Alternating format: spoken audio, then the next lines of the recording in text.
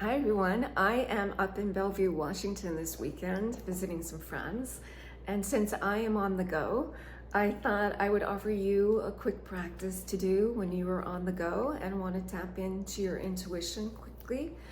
Or if you are feeling overwhelmed and stuck in your thoughts and maybe brain foggy or just kind of out of sync and you need to drop down because maybe you need to make a decision or you want to generate some creative ideas or solutions, or you're just looking to know what is the next best step for you, or where you should focus your attention and energy at this moment.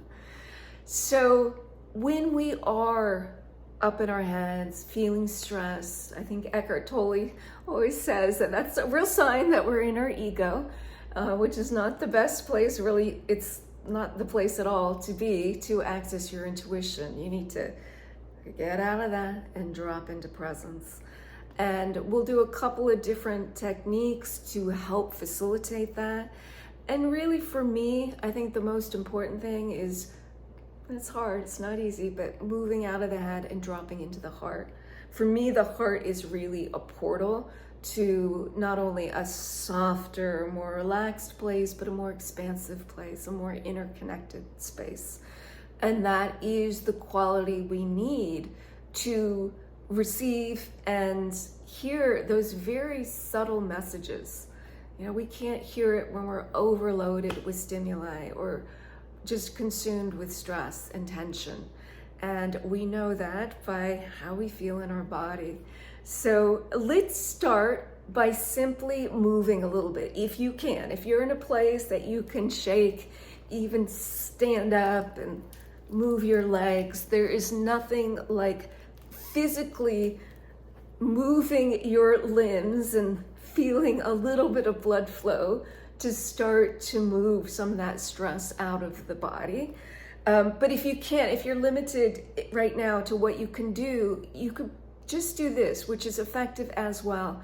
Simply inhale the shoulders up towards the ears, and then on the exhale, make some noise, go ha, and do that a couple times. We'll inhale, ha, ha, and let's do one more, ha. And anything you can do to kind of loosen up the head, some neck rolls, dropping the head, literally does help drop the thoughts. So try that. So probably the most magical tool we have, at least as a yoga teacher or a yogi, is the breath. And the breath is truly magical because what we have learned from thousands of years of yogic technology is that slowing down the breath helps to slow down the thoughts. Again, when too much coming in, too much going on up here, we can't hear the subtlety. We have to come into, like I said, a more expansive, more open state, not this contraction. So let's start to slow down the breath. And not only do we want to slow it down, but we want to move it from up here, where it often is in the upper registers of the chest when we are stressed and up in our head, everything kind of moves up. We want to bring the energy down, bring the breath down into the belly, lower and deeper. And we want to slow down the breath, particularly the exhale. It's one of the most effective ways to get out of fight or flight and, bring on that relaxed state. So bring your hands to the belly. Take a deep breath in and a really long exhale out. And a couple more. Deep breath in.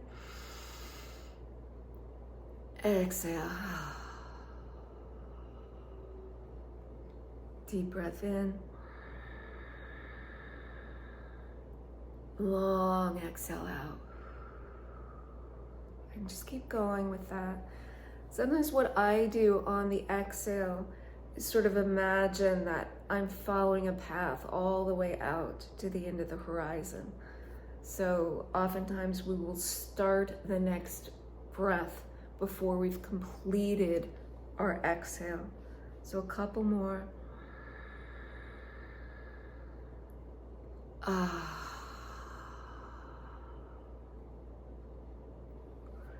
And then let's go ahead and rub the hands.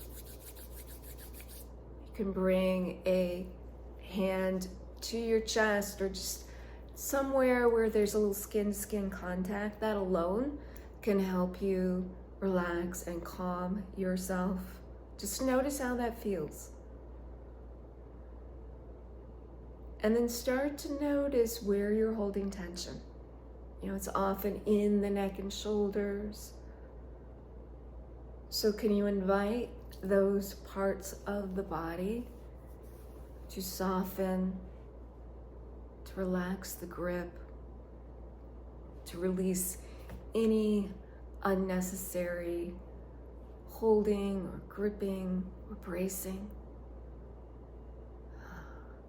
And what I find effective for softening the body is to imagine that I am stepping into warm water. And that feeling when you get into a warm hot tub or a warm bath and you go, yeah, and everything just kind of drops. So for me, it's warm water. For you, it might be imagining the sound of the ocean or rain, or the memory of feeling sun on your face. Whatever it is that gives you that sense of, it's very helpful. All right, great. And then go ahead and bring your hand, if you comfortably can, to the center of your chest. And we're going to drop down into that heart space where we are more connected, more expansive, certainly from when we're in our head. And there's lots of ways to feel into heart energy. One of the easiest common practice is through gratitude and just taking a moment to think about something about this moment, this day, this week, your life, that makes you feel lucky, that makes you feel, wow, I am so grateful. And just noticing that. And we want to quickly move it out of the head, not a thought, but into a felt sense in the body.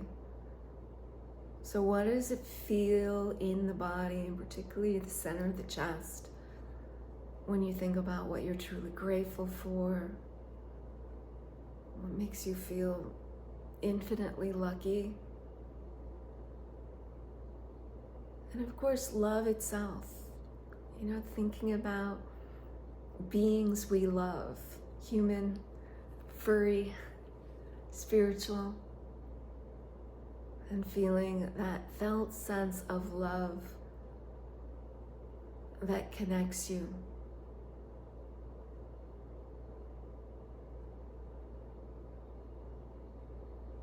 And once the body is softer, the mind's a little quieter,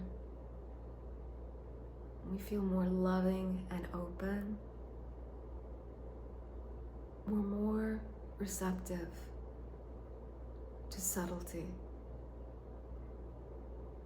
And I think it's always important to set an intention, to perhaps connect with what is your sense of spirit, universal intelligence, loving presence,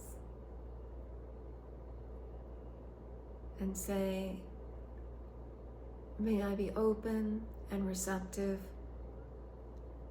to the highest guidance, the highest wisdom, and wisdom from a source of love and truth. And just feel into that as I pick a card. press out. Okay. So I'm going to put this card up to the camera, and when you're ready, I want you to open your eyes and notice the first thing your awareness is drawn to. How does it feel? How does it make you feel? What do you associate with both that image or that feeling?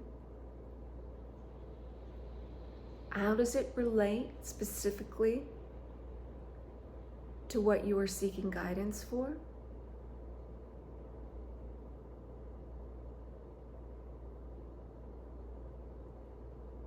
Is there anything else that seems significant?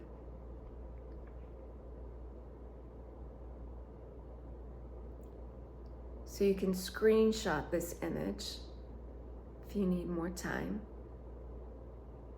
But what I would suggest you do now is to write down all the drop-ins that came, what you noticed, your associations, your feelings, and maybe put that down for a moment.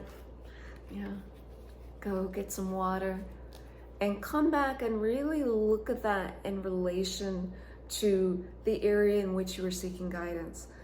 Sometimes the message is not immediate, like you should do this now. Sometimes you have to interpret and trust yourself, trust the message, and see if you can write a little story about it.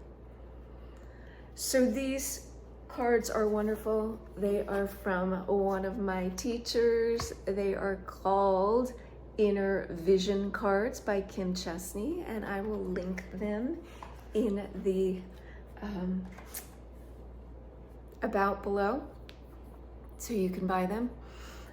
They're wonderful. They are slightly different from oracle cards because none of them have a particular assigned meaning.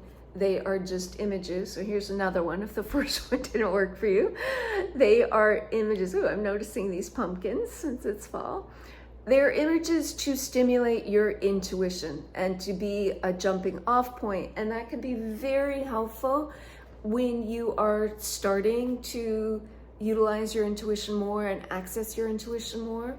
So instead of just waiting for symbols to drop in, which is, the most typical ways that the intuition comes in, or through feelings in the body, emotional or even physical sensation, these give you a little jumping off point. So I hope that was helpful. I hope you had fun, and I look forward to seeing you when I'm back home in my own habitat. May you have a lovely day. Take care.